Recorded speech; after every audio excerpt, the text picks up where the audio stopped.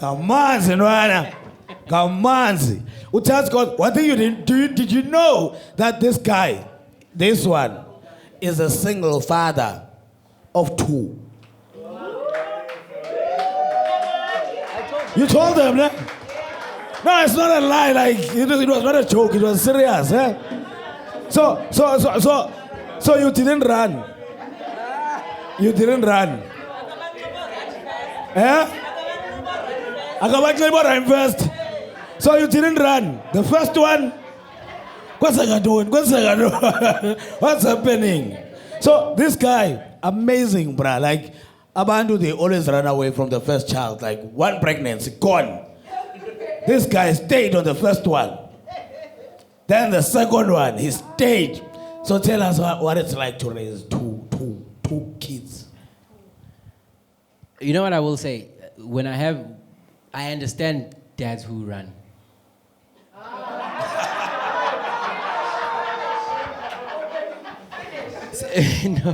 No, because I have 2 children, and it's a hard. You know, I did standard higher grade science in matric, and the best decision I made in matric was dropping higher grade. That is standard grade. Guys, my grade 10 to 12 was the most amazing time because. So I know how hard it is to raise kids, and it's so hard that I understand people who don't do it. And did you know what? Run first.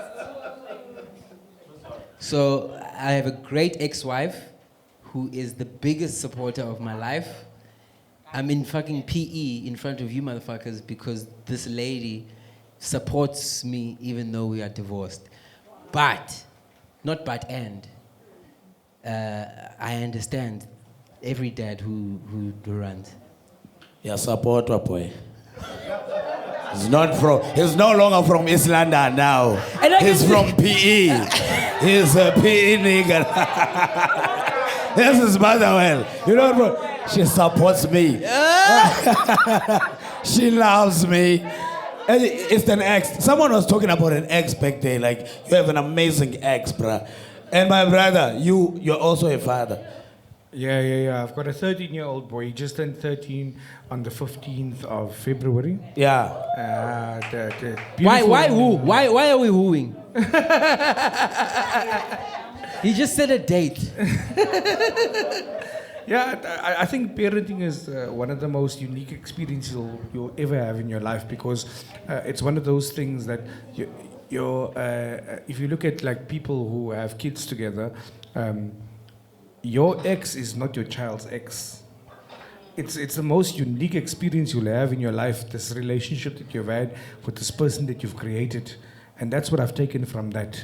If I look at my boy, I see him look like me, but he's got mannerisms from myself and from my wife as well. And to blend that together and try to create a human being, to create a better kind of world that we all want to live in, that's a beautiful experience. I see you are so soft right now on stage, but at home I feel like you are that father.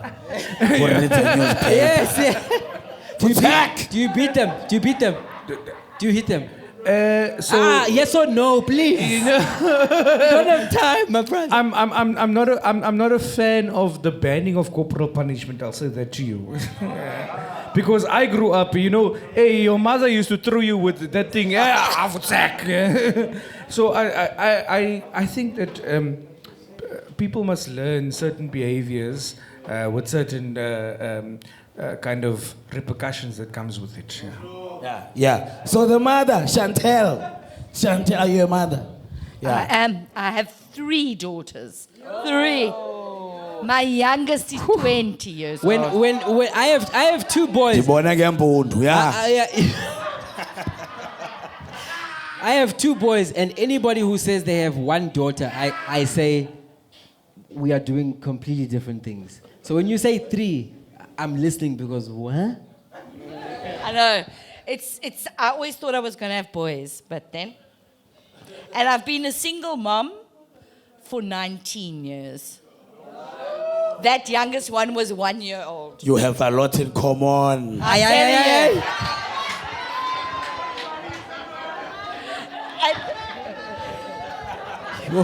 and you can take care of him. Oh my God.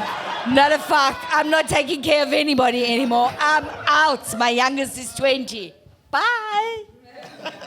Is it ever by like first of all, you have daughters, so I really mean it. Like, yo guys, hey my daughter. I said I moved to Eastern Cape December. So my niece and my 2 nephews are in the Eastern Cape. My mom in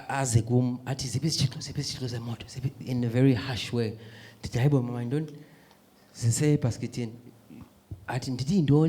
And she says,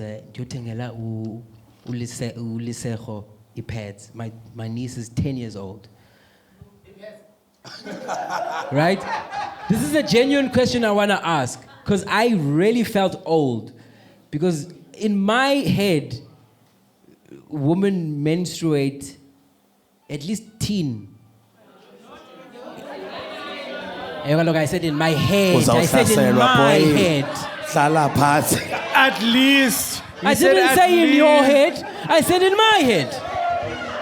Why can't a person just ever say who they are without...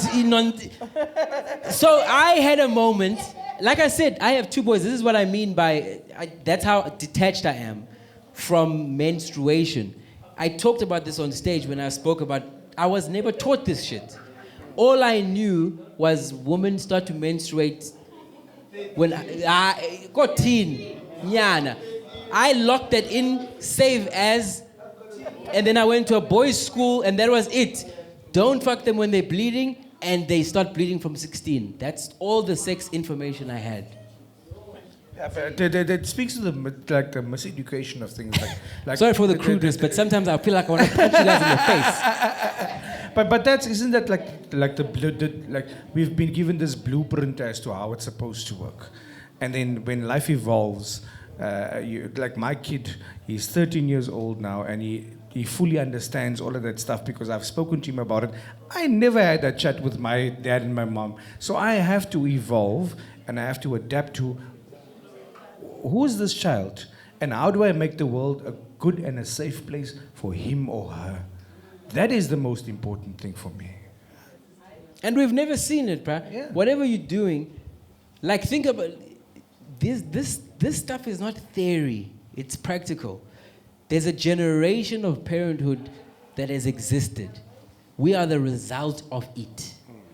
Whatever generations have done, boom, we are here. So in terms of the evolution of parenting, we are now doing this new shit that they couldn't do.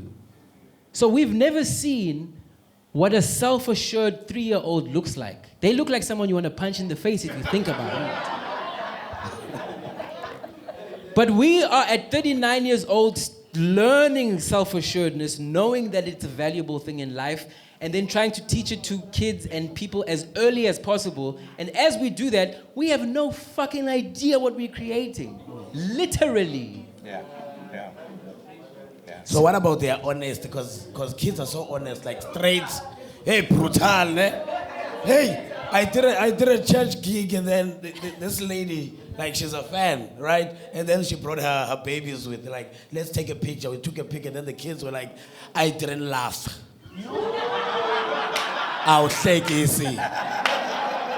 The mother is excited, the kids are not impressed. So how do you deal with your kids brutal honest? Hey, bruh, Seya, I'll tell you a real life experience, right? My son is very much into science, right?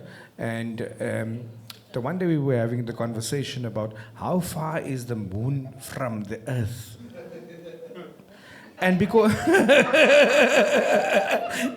and because we didn't have all this information at our disposal freely, like they literally go onto their phones and Google this kind of stuff, and they can have a conversation with you and beat you at the conversation. And the thing is, I'm good at arguing. I tell, and then I go back onto my old. I'm like, I'm your father. You will listen. He beat me in that conversation, you know. So the information is so freely available to these kids. And it does something to their brain and their physiological even upgrade. Like, I was never this. My son is literally like as tall as you guys. He's 13 years old. You know, I'm a tall guy, but You're a what? He's a big guy. He's a big guy. Can you stand? Can you stand? I'm 1.83, ne? Big Show. Jason Kolayat. Oh, also. Big Show. Yeah, I am Nambego. Who raised you? Well, you raised my wolves. Big Show. But the point is just like we never had it. Like we never had the internet when we were growing up as kids. We had to go to the encyclopedia, all this kind of stuff. These kids are Googling these things and they argue with you, and it's frustrating as a parent. So I have to also adapt. I have to learn like, okay, cool, sure, information is more freely available to you. Let me concede when I have to sometimes. Yeah. But you know, Mos, it doesn't really matter. In these days, I agree with you, Google is our friend. But you know, teenagers have always they've always known everything. When you guys were teenagers, even when your parents were teenagers, the teenagers know everything. You are always wrong. Do white parents go through the line of the SASA situation? I've been tempted. See, I've been tempted many times. Yeah. Do you think that you didn't go because you were like, in your white world, like, you can't do that? No, I don't. I've got. Because what is Sasa in your world? In the black world, it's a necessity. In the white world, I don't know what it is because, like he's saying, where do you? No, I think, maintenance. No, never got maintenance. Went to the court. I was very sorry if there are ever single mothers in this room.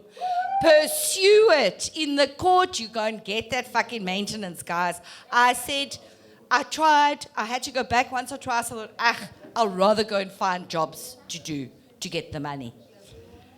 So are you saying people must go to the court? No, women, even men. If you're a single man and there's no money or support that you would have as two people, go to the court. Pursue the legal route, because I'm so sorry I never ever did that. Yeah, you're scoring black and colored points here now. Yeah. You know, people quit their jobs just not to support. Intentionally. Yeah, you're talking. Yeah, Matawell, yeah. You know, you come to the Eastern Cape, guys, and you hear stories, you're like, Pinja, you go. People leaving work. Yo, yeah, talking about Joburg. So you came back from Joburg. Yes. Full time, Eastern Cape. Correct. In December. Correct.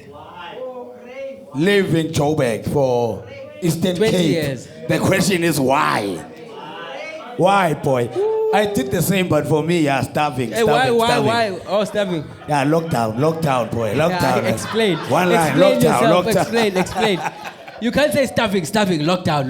What Lockdown. I couldn't afford rent like at the time. There was no gigs. Like you gigging and you think like, damn, I'm working for rent and food. You understand? So let me just go home. And now I'm home and I'm still doing the same thing that I was doing in Joburg while I'm at home. So it's cool. And You see, yeah, exactly. And I hear you're doing the same thing in East London. So why the move? Hence the question. Yo, hi guys. This is my life now. This is not comedy. Better not P. Diddy, but some chose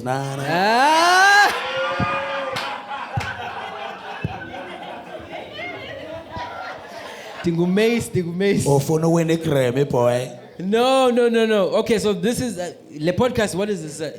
Because now this is not comedy. You ask me my life now. No. Comedy is life. You understand? A lot of things we were talking about here were coming from your life experiences. So we don't have to be serious about this thing. It's up to you how you display, you understand, your information. The best way I can put it I'm going to try and... I was in Joburg 20 years. Lovely. Everything nice. I woke up one day and it felt like... If you've been to Joburg... There's Joburg and Pretoria, and then there's Midrand in the middle. And if you're driving out of Joburg, which is, Joburg, But then you're going to Pretoria, which is another city, but then there's that middle place in Midrand. Moya. It's like a desert. It's like arid air. And then that's what I felt when I went to Midrand. One day I woke up in Joburg and the air was like that in Joburg for me. And I was like, hi man, what is going on? It felt like something left me. So that's why I don't even say anything bad about Joburg, yeah, far, whatever. Something left me. Joburg was there before I got there. It's carrying on now. But na ikonde in Chile. Then I realized as I was staying in Joburg with that feeling, it was a feeling, as I was working in Joburg and getting these opportunities, in fact, now, just the other day, Soweto Theatre, someone had a connection to the Soweto Theatre. And he was like, just give me dates. What do you want to do at the Soweto Theatre? And I was not moved. And I realized it's not even just the city. It's even the people of the city. Like it's not a love for them, but I don't want to serve them anymore. Yeah? Do you know what, Tats, I want to say about sense? this? I think it's just because you're getting older. Teta Namsis. So what happened? No, if you... Talk. Guys, I'm a very serious person, so even when she said that, I'm like, tell me more about that. And I don't know what and then I remember one of the reasons I never moved back to Eastern Cape was because in Joburg there's a pace. There's a it's an energy. And I remember and I was of the energy. I was in the energy, you know, I created energy, whatever the fuck. But I remember thinking I can't move to the Eastern Cape because I can't be here and have that. Hey man. It felt like nilele man nonge apha. Even nilele nonge apha. There's so much that can be done, but nilele nonge. And it's too much work to start anything because it's nilele nonge. So I go back to Joburg, and for 20 years, that's what I was doing. I came back in with my kids for holiday. Umama was still working. Umama is that woman, wakes up 6 o'clock in the morning, 5 o'clock in the morning, because she wants to be at work early. So when I was in East London, I'm cool, and you know, in Tanzania, it's dark. I just get out of bed, Mama, we drive, dodging potholes and dead things, you know. There's a lot of dead things in Tanzania on the road. Dogs, dreams, all sorts of shit.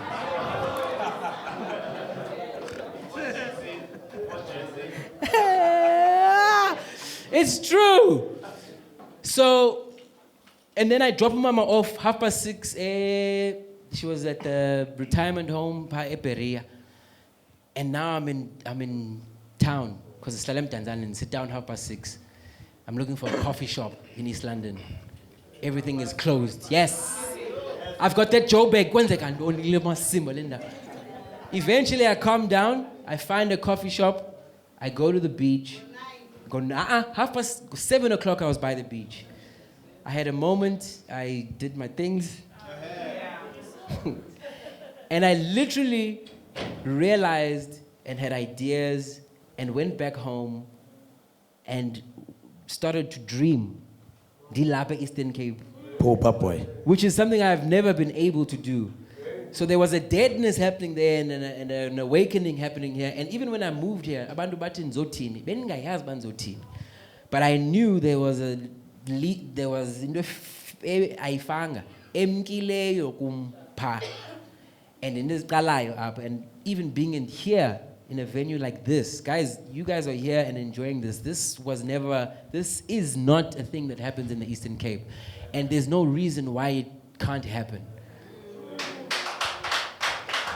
So I'm here to support Seya. We'll edit this out and make it fun, but you know. But yeah, Seya came back. Whatever brought him back, but he saw what he saw there, and he came back. I was talking to Jay something, guy from Mikasa. He says, "You moved back to East London." Yeah. I could see the interest in his eyes, but what are you doing?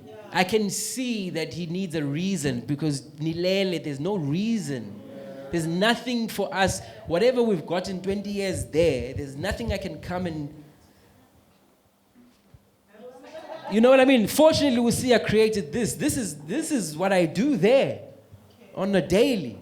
But do you know what I mean? So no, but you know nitetayo niyahlekisa nani, but there's something that can happen in this province, guys. There's a development of craft that can happen. But it can't happen amongst the people that have been here.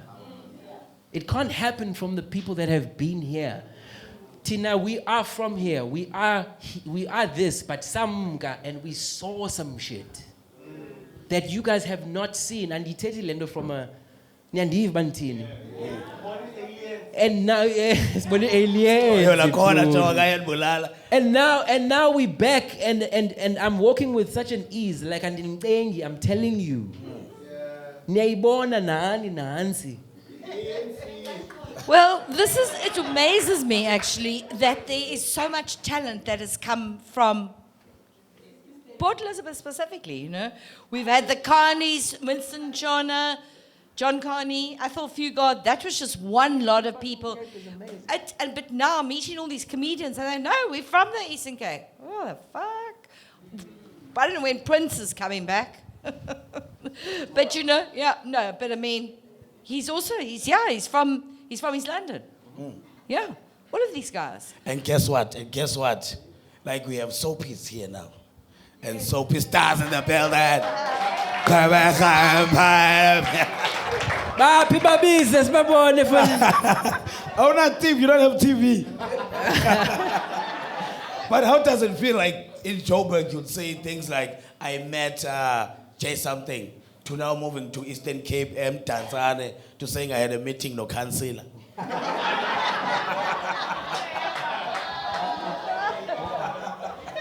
And I must tread lightly when I say this. And even in terms of funding, I'm going to go to a councillor because I come down to the Eastern Cape and I can see that there is an ecosystem of artists and money. And those who know how to get into this ecosystem, get into it and barite, they are artists barite. And those who can't are artists, and it's that.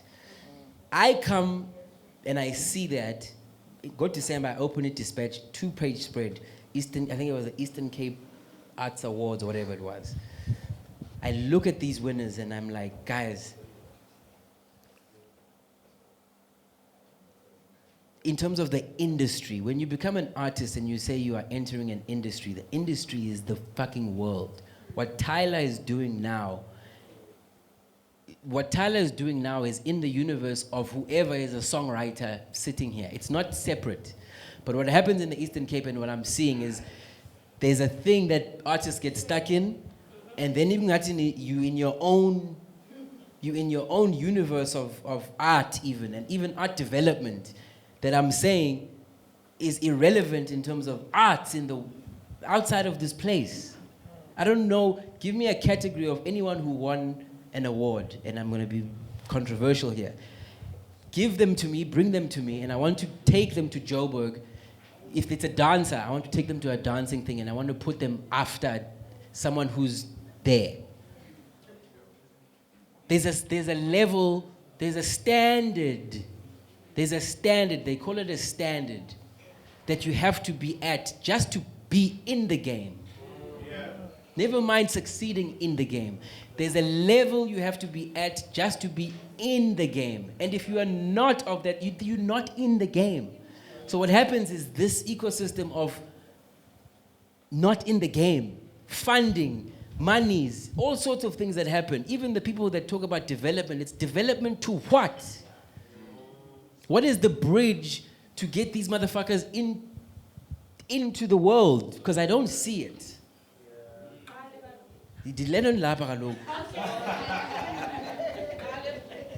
I'm sure your pillow talk will sound nice. Like, look at her.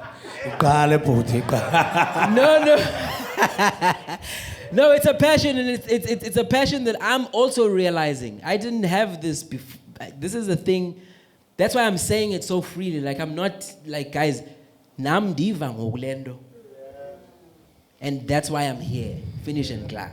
Yeah,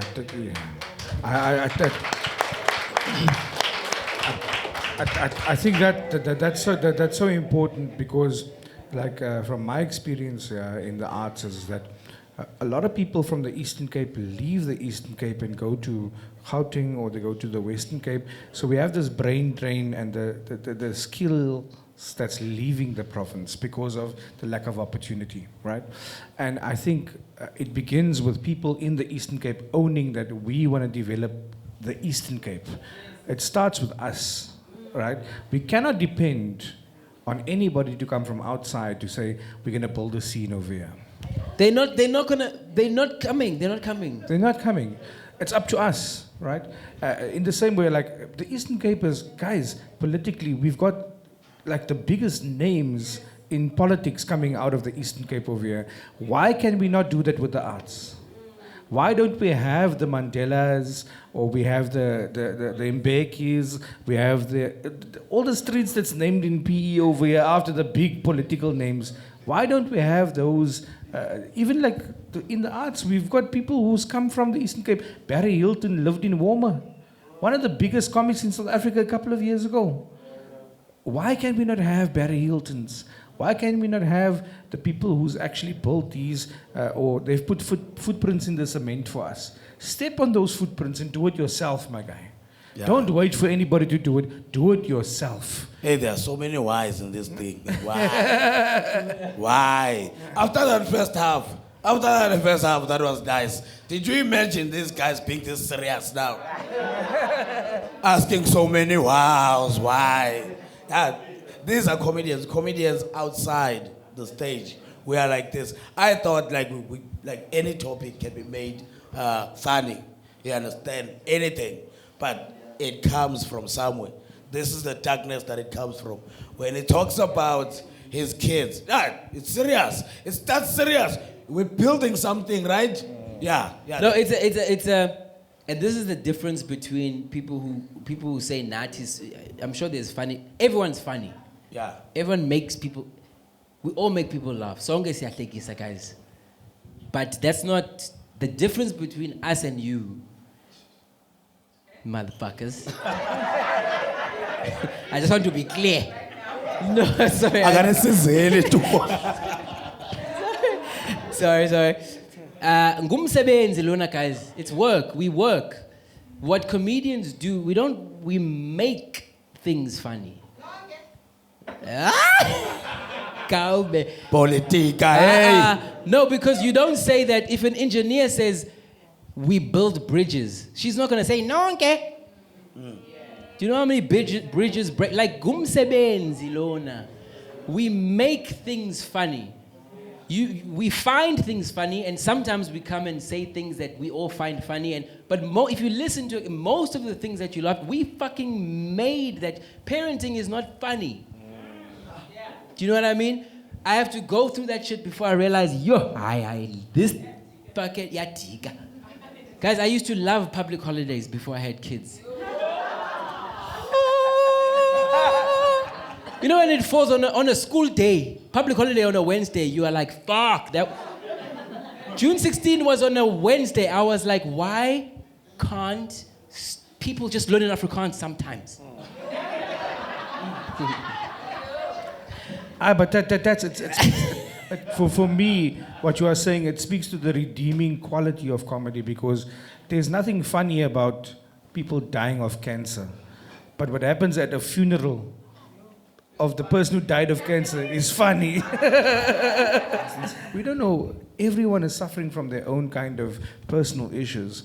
And the function of the comedian is to take those kind of things that's relatable and somehow flip it and make that person leave thinking, tomorrow's going to be okay. It's a sacred resource, bro. Comedy is not recognized as that. Aye, fuck you. You say that now. Where were you during COVID? During COVID, when we were, can you pay for the tickets? Now, yeah, very nice. Now, why did you do comment? Why? Seya, it's a very long story. I'll try to make it very Short short. one. I started off as I still do it though. I'm a voice actor, right? So I started off, and here's the story. I was working at Pick and Pay as a merchandiser, the person who packs your margarine and all that kind of stuff. And the one day, the person who does the earphone announcements was not there, and they asked me, "Do you mind reading the script?" And I went, "Ladies and gentlemen, the whole fresh chickens are selling at a low, low price of R9.99 per kg." You know, and as I did that, a radio station manager walked into the store and heard me and said, "Have you ever tried radio?" And from radio, I graduated to comedy. I was a wedding MC, and that's my journey in comedy. 7 years later, I'm still here, bro. 7, boy, 7. Ma'am, why? Why? Because I'm unemployable, yeah? I told you guys, I'm fucking yeah. Yeah, but you know what? I was thinking of actually going into politics. Just what we need. Another white lady telling us what to do. Exactly. I like the idea. Telling everybody what to do. No, never DA. But, because I'm trying not to be racist. No, but... Trying. Trying. I'm trying. I acknowledge it hit home. Tats, people say that. I know we say that. And as white people, we don't want to acknowledge that we are racist. I'm not racist. I treat Mavis like part of the family. Bullshit. Because when Mavis is 15 minutes late, I'm going to start a political party. And this political party... You were still at You Are Racist. Why are we at politics okay, now? Sorry. Because I wanted to go into politics. But I wasn't that keen on the death threats, Which political party were you thinking? May I start my own? I can't vote for any one of these motherfuckers. The only person maybe who might get my vote You is are politically correct. Maybe even Julius. I like Julius. I met him once. I posted it all with him and Lozi, and I had photographs. I saw him at the airport, and white woman. I'm walking towards him. He's sitting there with his earphones in. Lozi looked up at me, and I said, "I'm coming for him, Julius." Just pointed, and he knocked Julius. He said, and I said, I went and I sat and I chatted to him. 2016, when we had all that upheaval, and I sat and I chatted to them. It was fabulous. Took a photograph, posted it all over Facebook. I had a whole lot of people stop being friends with me on Facebook. I was, yes, thank you. Pictures of Julius for the win. I don't know if I would vote EFF. Do you know, out of all of the political parties, they all save South Africa. ANC says, let's do more together. What the fuck does that mean? But EFF is economic freedom for everyone. I can get behind that. But me, I'm sorry to say... Sounds like a better life for all to me. But for me, I'm going with women first. That's my political party's going to have to be. Okay, Nana. Anyway, sign me up So it will be what do you mean by a woman's party? This would be your party? No. Like a First for Women party? I would prioritize women. So in the instance where, and I would have a home swap thing. So when Mavis's DA madam is complaining that Mavis is always late, I'm going to make Karen swap homes with Mavis and say, you catch public transport. Right. Like a Hitler. Like a Hitler, yeah. Got you. I'm up for the Hitler. No. Especially with these white people. One thing I did forget to mention is that I was also, for 12 years, I was in the ministry. So when I learned public speaking, it was actually preaching.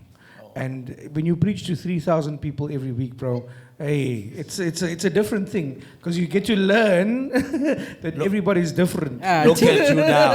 Look at you now laughing at people who died of cancer. Look at you, Pastor. I was going to take up an offering now because, because you get to meet so many different people in the ministry, right? And especially if you get people from overseas, and there's this fascination in South Africa with American preachers, and they all have the same kind of narrative when they start out I bring greetings from back home from my wife Takisha. our two sons, Jephaniah and Jephaniah. And we want to say today, I greet the first lady of the house. You know, if you got your Bible with you, turn with me to the book of Isaiah from the 13th chapter, reading from verse 9. Ready? Read. and you get to learn all these things. And I started like, okay, these guys are communicators. They're actually communicators. That's what they do. And how you convey that message is the same thing with comedy. It's like you see things that people don't see. And you find the funny in things that people don't find funny sometimes. And that's a beautiful gift to have. Yeah, that's beautiful, man. That's beautiful. Tats, so you think you're fat, eh? Oh, mpilo ka din. Uba. She wanted to be a politician and then. No, and then, do you know what? I actually thought that comedy was going to be easier, but I was fucking wrong. Niyibonile lo kaka nani ne. Ndiyathanda ubahleba belokhu uyathanda. No, Tats, this guy, you know Tats, Tats was on Late Night with Lois Sokola. You had a guitar, Ndwana. So you almost became a musician.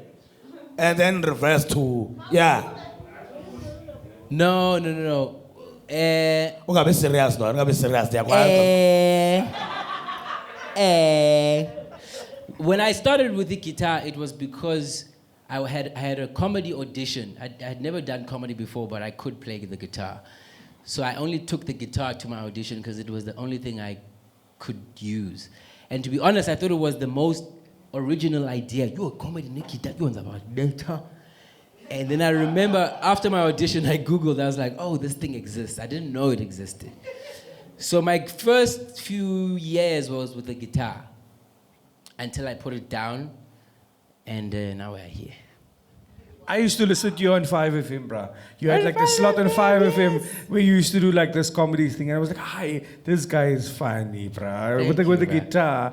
But thank you for what you've done to inspire people like me even, bruh. I can't play the guitar. I only know G, C, and E on the guitar. But people like you, Chief, like from the Eastern Cape to Joburg, back to Eastern Cape. Same story with like the guy that I'm in partnership with, Emilio. He's done a lot of things in Johannesburg. And when you've come with that kind of eyes, like is Emilio from here? Emilio is from Johannesburg, from Eldorado Park.